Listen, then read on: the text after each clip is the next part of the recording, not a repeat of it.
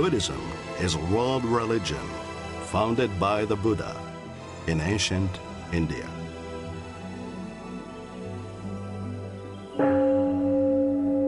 Buddhists seek wisdom, meaning, inner peace, and freedom from greed, hatred, and ignorance.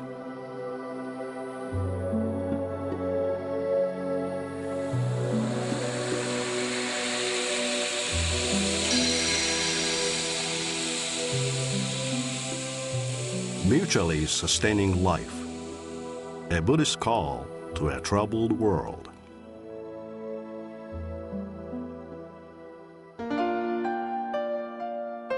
An arrow maker tries to make his arrow straight.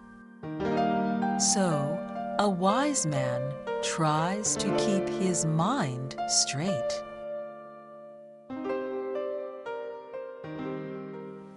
Hi, how are you doing?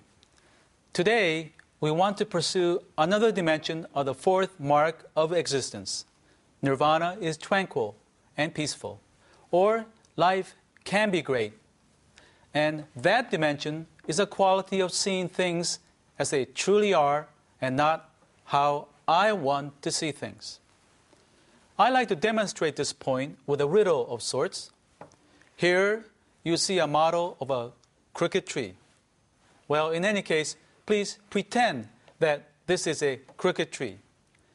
I would now like you to concentrate on it so that you will see the tree straight. Please, go ahead.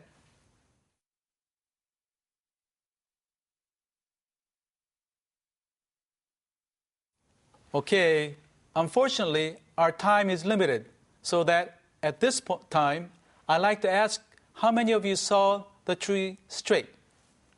When I do this with school children, including those from junior high school, there are always some who enthusiastically raise their hands, claiming, yeah, the tree trunk got straight.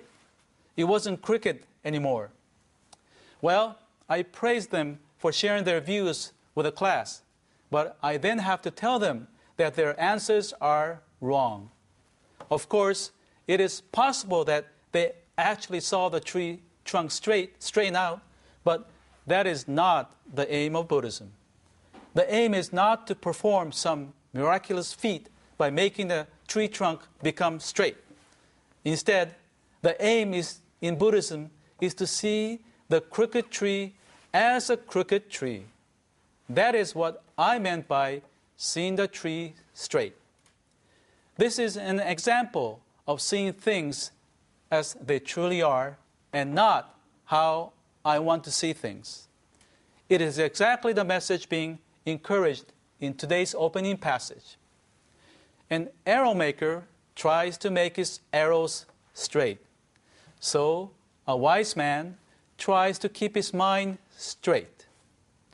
In other words, a fully awakened person would see things as they truly are, while others are in the habit of seeing how they want to see things. As an example of the latter, the misguided habit of seeing things in a self-centered way, let me share an episode from my life that's left a deep impression on me, even though it happened over 10 years ago. One day, as I returned home from work, totally exhausted from a demanding day, I slumped down flat on my back on the living room couch. Lying comfortably, almost asleep, I felt a tug on my left sleeve and murmuring voice calling, "Daddy, Daddy." It was my 2-year-old son, Nathan. I said to myself, oh no, he wants to wrestle with me again. I'm in no shape mentally or physically to wrestle with him. Doesn't he see how tired I am? I guess not. And explaining to him won't help. So I pretended to be asleep. But my son continued to tug at my sleeve, calling, "Daddy, Daddy." I became more irritated and began conjuring up all kinds of unkind thoughts about my 2-year-old, saying to myself, all he thinks about is himself. Doesn't he understand I'm sleeping? his stubbornness in not giving up in bothering me must come from my wife's side. But he kept tugging, "Daddy, Daddy." Finally, totally frustrated, I opened my eyes, ready to scold him. But as I opened my eyes, what I saw completely surprised and caught me totally off guard. Well, there stood my 2-year-old holding a blanket in his left hand. And I realized that all that time he was trying to call my attention to the fact that he had brought a blanket for me. He wanted me to wake up to put the blanket on myself. He had dragged the blanket all the way from my bedroom by himself. And his mother and I had never even taught him to do this. He did it completely on his own. I felt about 2 inches tall. Even today, I still recall the negative thoughts I had harbored about my 2-year-old son with a sense of shame and embarrassment. At the same time, I could not but be amazed by my son's caring act despite my self-centered thoughts. I felt so grateful and lucky. This was clearly a case of seeing how I wanted to see things and a complete failure to see things as they truly are. Have you had any similar experience? If you have, I'm sure you can sympathize and understand the feeling that you get after realizing that you had completely missed the boat. As you say to yourself, how could I have been so off base? Well, an awakened person would have little or no such projections and be able to experience things as they truly are.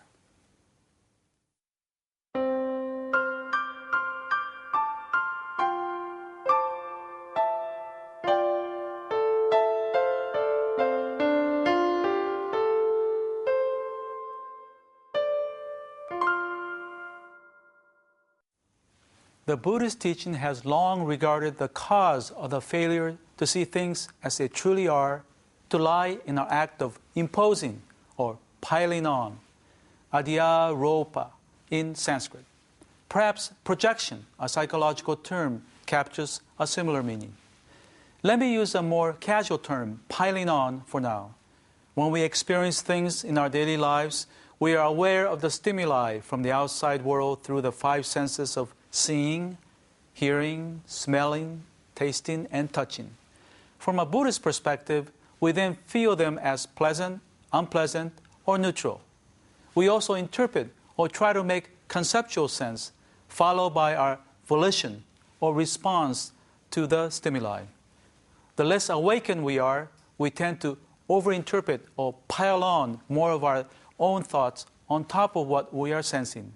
Instead of allowing the stimuli from the senses to filter directly in, our likes and dislikes are piled on through our thoughts and feelings. So we don't see how things truly are, but more as how I want to see things. The act of piling on describes the mechanism of our stereotypes that we hold about people who are different from us. That difference can be in terms of race, ethnicity, gender, religion, sexual orientation, or class. If a person is a member of a particular race, an awakened person would not pile on any stereotypical descriptions about that race, and instead would see any person as a human being first and foremost. Unfortunately, as all of us know too well, many of these stereotypes tend to be quite negative and demeaning. For example, they can be expressed by such adjectives as lazy, shrewd, smelly, sneaky, bossy, talkative, and clannish. Those who are prone to stereotyping people take these descriptions and automatically pile them on to a member of a particular race. These so-called labels cover over the person so that they fail to see that person as he or she truly is. On the other hand, awakened people would not participate in such stereotyping. They know about these stereotypes, but they would not pile them on or make an automatic association. I believe it's important to keep in mind that we live in a society where such stereotypes abound. None of us are immune from knowing about them and sometimes even come to believe they are true. It's very easy to fall into the trap of piling on, so we must constantly be on our guard against automatically imposing these demeaning characteristics onto any person. I believe that the Buddhist practice of mental cultivation can make a valuable contribution toward helping people not to automatically pile on stereotypes. With more calm and space in their hearts and mind through awareness and cultivation, people will be better able to catch themselves from falling into the trap of piling on. There is nothing new about my message to combat stereotypes and discrimination. However, Buddhism is especially strong in helping us to see how these stereotypes are fictions of our imagination. They are merely a notion or construct, and therefore they are not real. Buddhist awareness and cultivation further clarify for us the mental mechanism of how stereotyping occurs, and also offer practical ways to minimize and prevent us from making stereotypes. Ideals are important, but they must be translated into practical results in the real world. For this, each person must make a concerted effort. Beyond these personal efforts, we must further work to improve society as a whole. For social systems have much to do with how people see and relate to each other. Extreme inequity and excessive competition create conditions for promoting greater stereotyping and discrimination. Such social conditions must be minimized as much as possible, and as we know, change does not happen automatically. Remember the crooked tree mentioned at the beginning of today's show? Piling on or discriminating against people is like those who try to make the crooked tree become straight. They want to see the tree in accordance with their own self-centered perspective. To the contrary, if they are able to see others for who they truly are, then it would be like seeing the crooked tree as a crooked tree, as described in today's opening passage. An arrow maker tries to make his arrows straight, so a wise man tries to keep his mind straight. In our next show, we will take a closer look at the inspirational utterances of awakened people, which include those of the Buddha and his disciples. We look forward to you joining us then. Have a great week.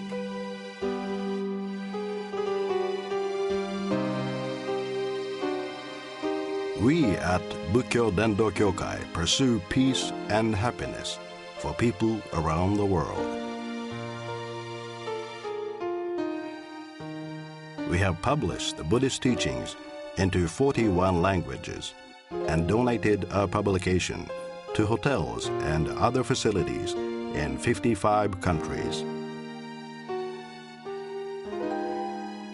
We would like to share the Buddhist teachings with people around the world. That's our mission. Visit our website for more information